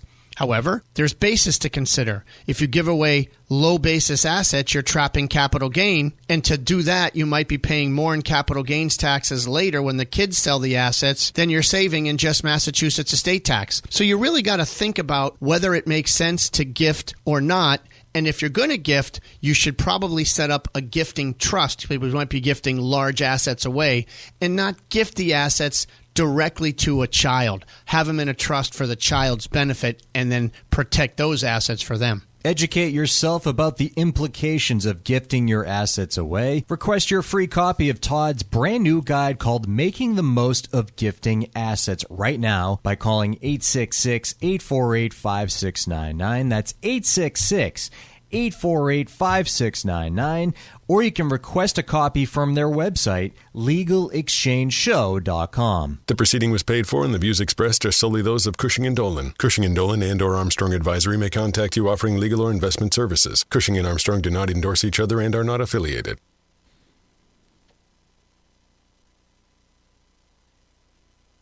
Time now for Wall Street Watch. A complete look at what's moving markets so far today, right here on the Financial Exchange Radio Network. Markets are mixed on day 2 of the government shutdown as investors are left wondering about the state of the labor market with the shutdown pausing economic data releases, including the September jobs report that was slated to be published tomorrow morning. Right now, the Dow is down by about 0.25% or 110 points lower. S&P 500 is down nearly 0.2%. NASDAQ actually up by about 0.1% or 20 points higher. Russell 2000 down about 0.1%. 10-year Treasury yield flat at 4.102%, and crude oil down 1.25%, right at $61 a barrel. Following media reports from earlier this week, Warren Buffett's Berkshire Hathaway officially announced it reached a deal to buy Occidental Petroleum's petrochemical unit, OxyChem, for $9.7 billion in cash. Berkshire stock is dipping while Oxy shares are down by 6%. Meanwhile, Tesla reported third quarter deliveries of just north of 497,000 vehicles, above street expectations and 7% higher over the year prior. Deliveries in the period got a boost as some customers rushed to buy cars ahead of the expiration of a key federal tax credit. Tesla stock is down nearly 2%. Elsewhere, Fair Isaac shares are surging 22% after the credit analytics company unveiled a system that allows mortgage lenders direct access to FICO scores, allowing resellers to bypass credit bureaus. TransUnion and Equifax shares are down on that news. And after yesterday's near 9% leap, shares in Western Digital are retreating about 0.5% today. Nikkei reported, citing CEO Irving Tan, that the data storage company will invest $1 billion in Japan over the next half-decade. I'm Tucker Silva, and that is Wall Street Watch, and we still have to do trivia here, so let's go. Last night, the New York Yankees beat the Boston Red Sox in Game 2 of the Wild Card Series and didn't frustrate me whatsoever.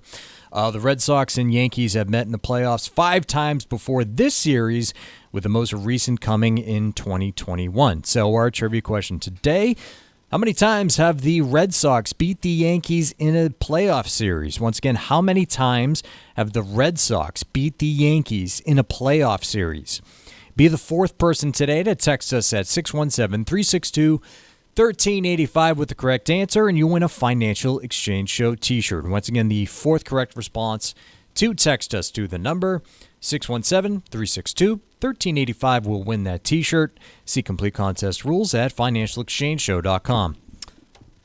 Mike, we got a piece here from CNBC. Taiwan rejects U.S. proposal for 50-50 chip production.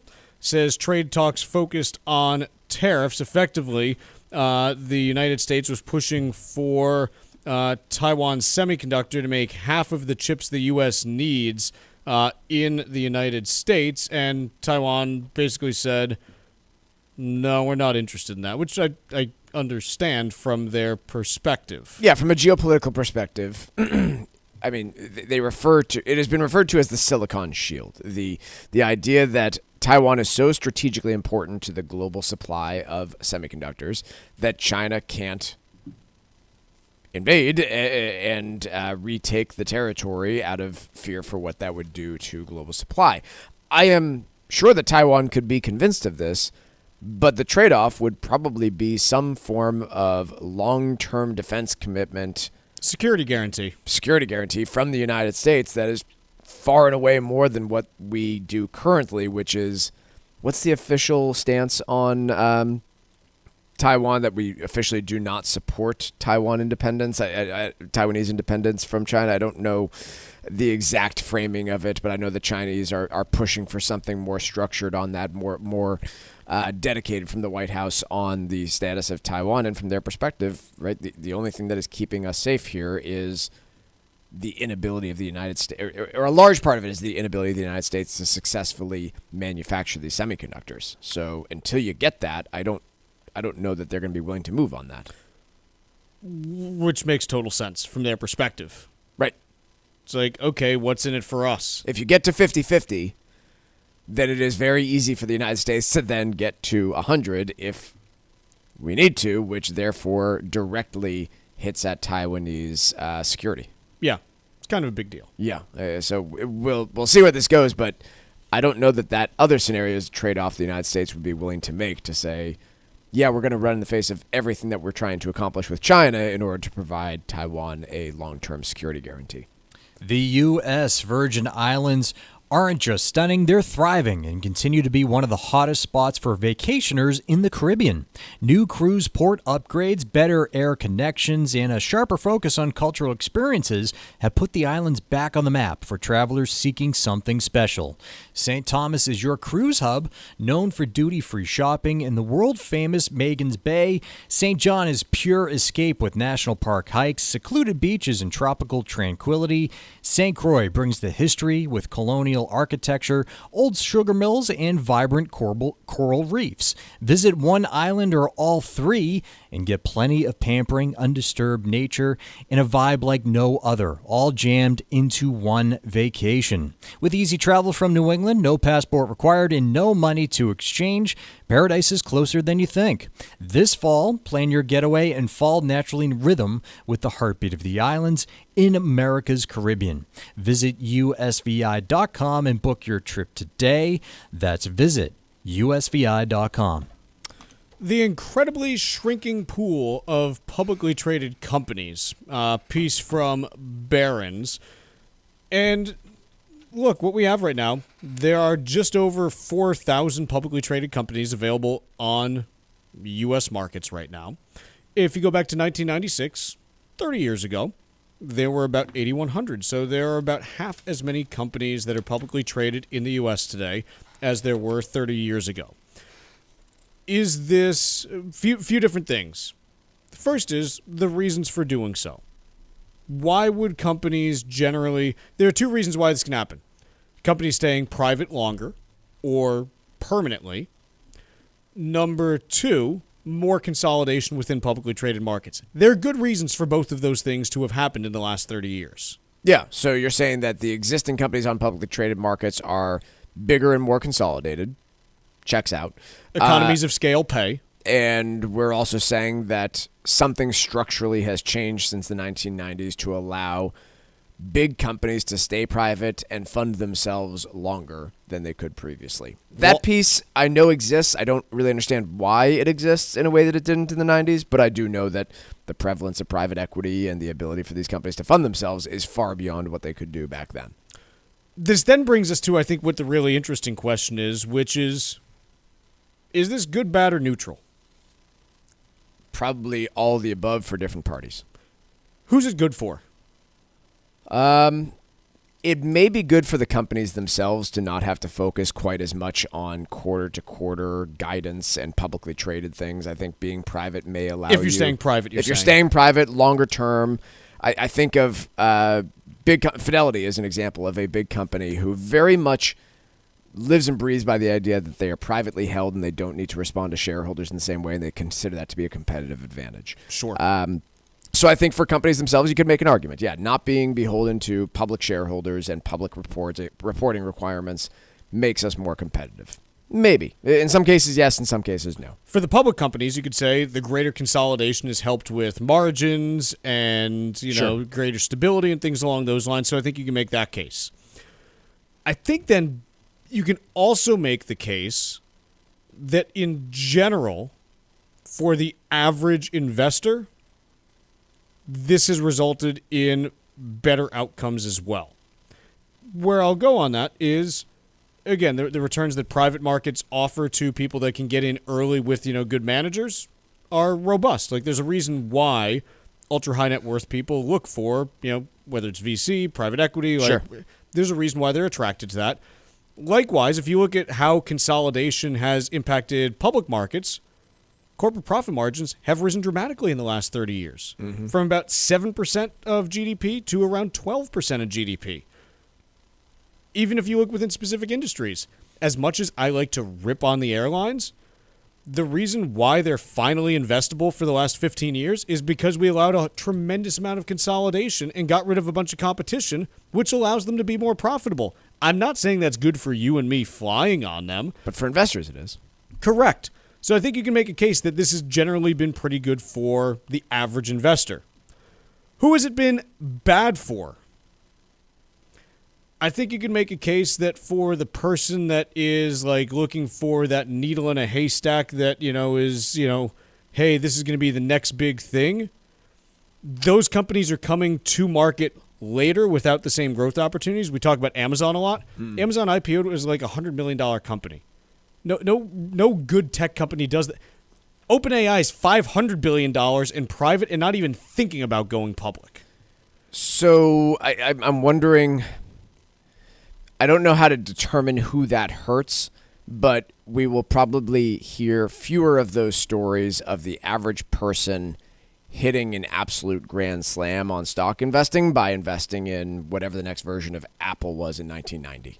The counter to that, and why it may not matter, there are different markets now where you can do that. If you want to go and YOLO on crypto and that's your thing, sure, they're not securities, but hey, the SEC's basically said, have at it. We won't have your back. Yep. But go for it and do whatever you want there and buy your fart coin and, whatever it is that your meme of the week and whatever the heck it is. I don't know. Like, it's not far off. Again, there was a poop coin at one point, wasn't there? I know, it's fart coin, so that's hilarious. Like, is there a fart coin? Probably. Yeah, I mean. Can you research this and just find out if there is one? I will Google fart coin. Please block it. Please block it, our systems. There's a pretty good chance, the firewall might catch it before you even get there. I've seen immediate, yes. There is one? Yeah. It's trading at 66 cents. How many Shroot bucks is that? Yeah, don't know. So... Not much volume on the fart coin. What a world. There actually exists something that you can buy called fart coin? You know how I know the crypto market is dominated by teenage boys? What's the market cap on it, Tucker? I don't know. Let's look it up. Fart coin. This is just insanely amusing to me that it actually exists.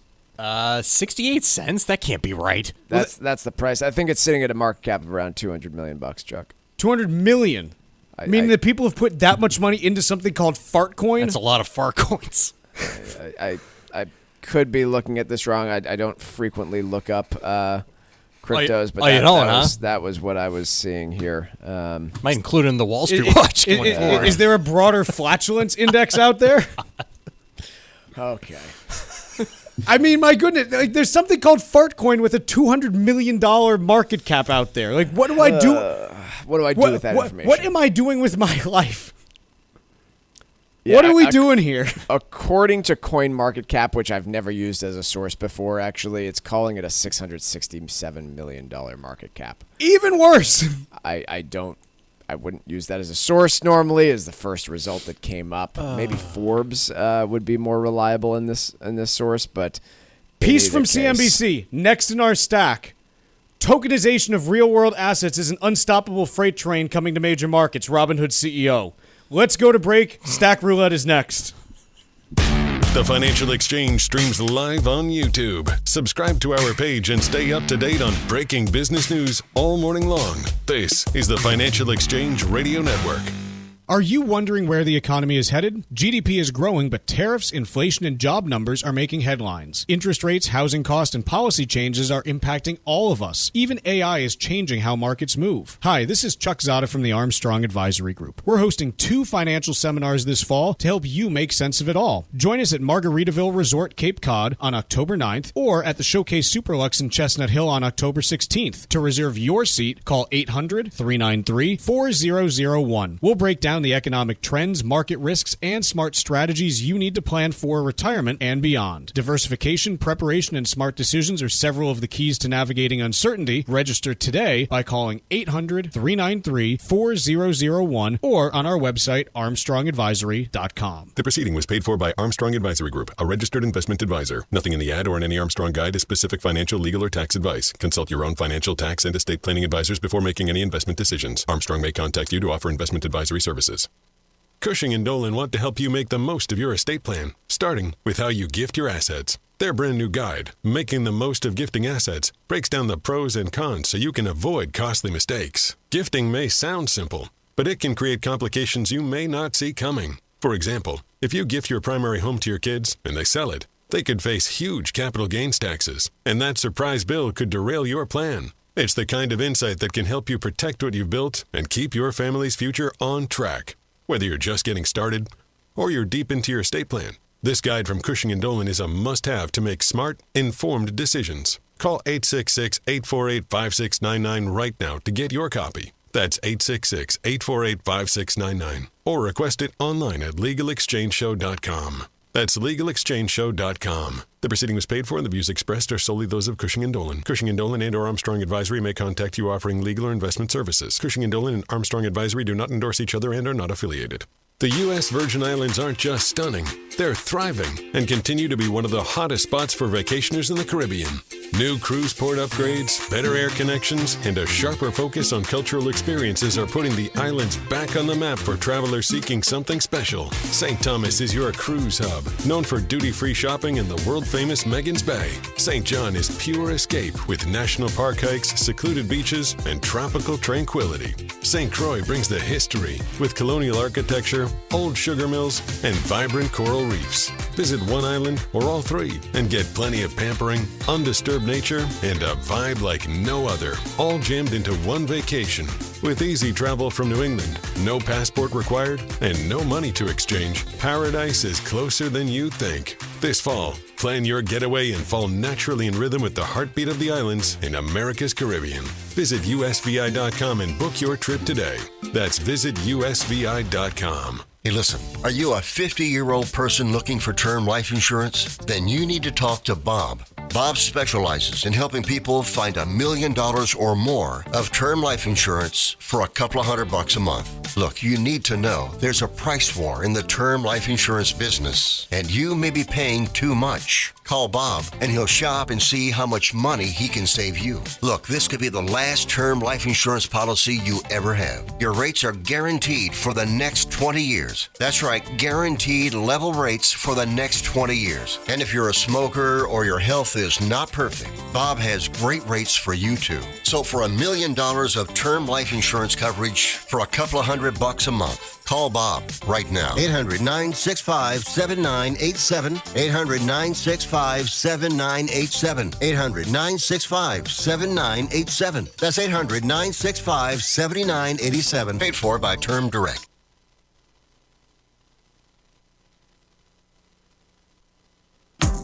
The Financial Exchange is live on SiriusXM's Business Radio Channel 132, weekdays from 11 to noon.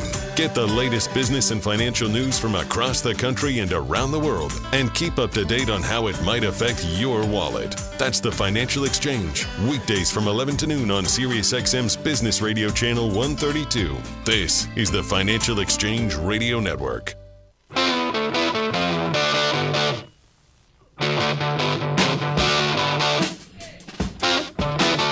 Financial Exchange is a proud partner of the Disabled American Veterans Department of Massachusetts, and this year's DAV 5K on Saturday, November 8th is on Castle Island. The race is sold out, but you can still take part by making a donation to support our great American heroes. Please visit dav5k.boston to make your gift today. Your participation helps provide vital services like free transportation to medical appointments and safe housing for single veterans and their families. Donate today at dav5k.boston. That's dav5k.boston. Mike, what do you got for me for Stack Roulette? I want to talk about Amazon's Ring video doorbells. Do you have one? No. Tucker? I got the Google one there. So I've got a Ring video doorbell, and I do like it. I find it convenient. Every once in a while I'm not home and somebody's ringing the doorbell. I get to check on my kids, see maybe when they get back, et cetera, et cetera. Very convenient. They're rolling out a new real friendly feature to help you find your lost dog. So here's how it works. Your dog runs away. You make an alert on your Ring. It will then, using artificial intelligence of some sort, automatically identify the same looking dog on your neighbor's video doorbells in the general area and send an alert to their phone saying, hey, your neighbor lost their dog, and based on this video on your doorbell, it might be the dog. Would you mind if we shared it with that neighbor and you guys can connect on find this dog? Which is nice and cheery and friendly. Hate it. And also hate it. Is really close to our dystopian future where a crime gets committed, the police go to Amazon, say, hand over all of the AI generation of this looking person across the video doorbells in your network, which they're apparently already pretty close to doing. Amazon has some pretty close relationships with some local police forces, and yeah, I don't know that this is avoidable, and we're already kind of here given the level of closed circuit and open circuit cameras that are in major cities. But this is, again, just kind of naturally where we're headed, right? It is, yes, hopefully there will be required to have a court order and all sorts of things, but we're getting to the point where there's not many spaces in public today that you can go find that are not in some way covered by video capture. Hate it. Yeah. It's pretty dystopian. Speaking of dystopian, DoorDash unveils Dot, the delivery robot powered by its autonomous delivery platform to accelerate local commerce. Oh, but she is cute. It's a rolling tomato. Yeah. Is basically what it looks like. I assume Dot is female. It's a robot. Yeah. I don't think there's gender when it comes to robots, Michael. I think. They don't. Disney would beg to differ. They don't procreate the way you think. Let's talk a little bit about the problems with this. First, it can travel up to 20 miles an hour. So the good news is that it can outrun someone who's trying to steal your food. The bad news, I'm not sure if this thing is baseball bat resistant, because you better believe that people are going to be trying to break into these things. It specifically is designed for, close quarters urban areas.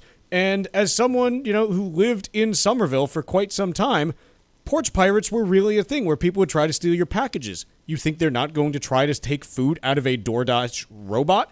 Now, you'll then say, oh, well, it'll have cameras on it. And you think that they haven't thought of that? So, on one hand, I just look at this and I'm like, okay, this is just opening up more opportunities for theft. Yeah. The other piece is, hey, all you people that have, bought into that whole side hustle thing the last decade, see you later.